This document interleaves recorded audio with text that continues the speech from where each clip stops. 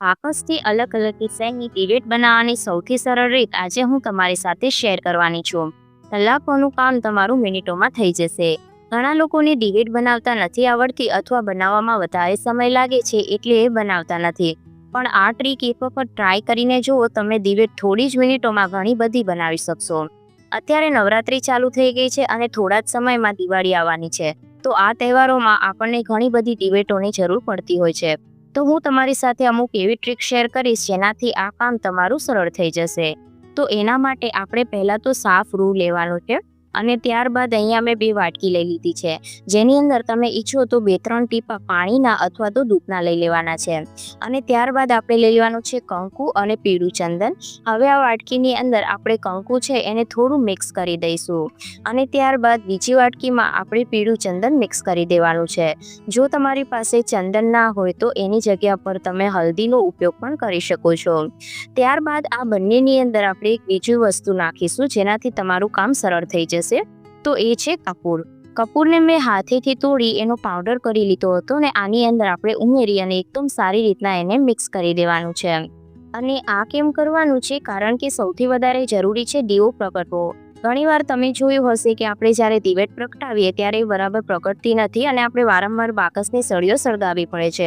તો આ ટ્રીકથી શું થશે કે દિવેટ આરામથી પ્રગટી જશે અને લાંબા સમય સુધી ઓછા ઘીમાં પ્રગટતી રહેશે.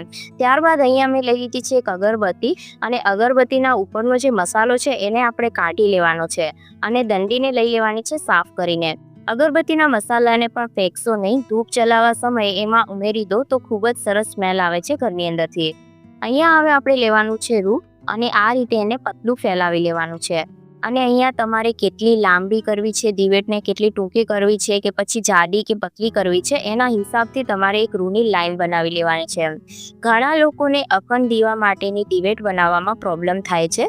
તો પહેલાં જે આપણે અહીંયા બનાવવાના છીએ એ દિવેટનો પ્રકાર છે અખંડવાત, જેને આપણે ખૂબ જ સરળતાથી બનાવી શકાય છે. તો જો આ રીતે અગરબત્તીની જે દાંડી છે એને આપણે સાફ કરીને રાખી હતી એને લઈ લેવાની અને આ રીતે રૂની વચ્ચોવચ્ચ રાખી અને આંગળીની મદદથી ફેરવવાની છે. તો અહીંયા તમે જોઈ શકો છો કે ખૂબ જ સરળતાથી વાટ બની અને તૈયાર થઈ જાય છે. જેટલી ઈચ્છો એટલી તમે લાંબી બનાવી શકો છો. ઘણા લોકો નવરાત્રિના 9 દિવસ અખંડ દીવો રાખતા હોય છે, તો એના માટે તમે આ દિવેટનો ઉપયોગ કરી શકો છો. જો તમે પણ નવરાત્રિની અંદર અખંડ જ્યોત છે ચાલુ રાખતા હોય તો એક વખત આ રીતના દિવેટ બનાવીને જરૂરથી જોજો. લાંબા સમય સુધી પ્રગટતી રહે છે અને એને બનાવવી ખૂબ જ ઇઝી છે. તો જો હવે આને જો તમારે કોળિયામાં મૂકવી હોય તો તમારે એને આ રીતના મૂકવાની છે. આ રીતના રોલ વાળતું જવાનું છે અને ત્યારબાદ આ રીતે તમે કોઈ પણ મોટા કોળિયામાં મૂકશો તો લાંબા સમય સુધી તમારો અખંડ દીવો છે એ ચાલુ રહેશે. ત્યારબાદ જે આપણે બીજી ડિઝાઇન જોવાના છે એના માટે આપણે પહેલાં તો રૂના નાના નાના બોલ્સ બનાવી લેવાના છે. જેટલી દિવેટ તમારે નાની કે મોટી બનાવવી હોય એ પ્રમાણે અહીંયા તમારે બોલની સાઇઝ લેવાની છે. ત્યારબાદ આપણે શું કરીશું કે પહેલાં તો અહીંયા બધા રૂના બોલ્સ બનાવી લઈશું અને ત્યારબાદ અહીંયા આપણે બીજું રૂ લેવાનું છે. એને આપણે હાથની મદદથી ફેલાવી લેવાનું છે. તમારે જે પ્રમાણે નાની કે મોટી દિવેટ બનાવવી હોય એ પ્રમાણે તમારે રૂને લઈ અને ફેલાવી લેવાનું. બસ એના કિનારા છે થોડા વધારે પતલા હોવા જોઈએ. તો આ રીતે આપણે બધા જ રૂને પહેલાં ફેલાવી અને તૈયાર કરી લઈએ. અને ત્યારબાદ શું કરવાનું છે કે જે આપણે કોટનના બોલ્સ બનાવી અને રાખ્યા છે એને આપણે આ રૂની વચ્ચોવચ્ચ મૂકી દેવાનું છે અને ત્યારબાદ જે એના પતલા કિનારા છે એને ભેગા કરી અને આંગળીની મદદથી આ રીતના ફેરવવાનું છે. તો આ એકદમ સરળતાથી ફૂલવાટ બનીને તૈયાર થઈ જાય છે. ઘણા લોકોની ફૂલવાટ બરાબર બનતી નથી, તો એના માટે તમે આ રીત અપનાવી શકો છો. ઘણી વખત આપણે ફૂલવાટને કોળિયામાં મૂકી તો આમ તેમ પડી જાય છે. એનો ઉપરનો જે હિસ્સો હોય એના પર ઘી નાખીએ તો એ નીચે દમી જાય છે, જેના લીધે એને પ્રગટાવવામાં ખૂબ જ મુશ્કેલી થાય છે. તો જો તમારી સાથે પણ આ પ્રોબ્લેમ થતો હોય તો એક વખત આ રીતે બનાવીને જોજો. અને જે આપણે કંકુ અને ચંદનનું લિક્વિડ બનાવીને રાખ્યું છે એના લીધે જે વાટનો ઉપરનો ભાગ છે એકદમ કડક રહેશે અને તમે ઘી કે તેલ નાખશો તો પણ નીચે નમશે નહીં.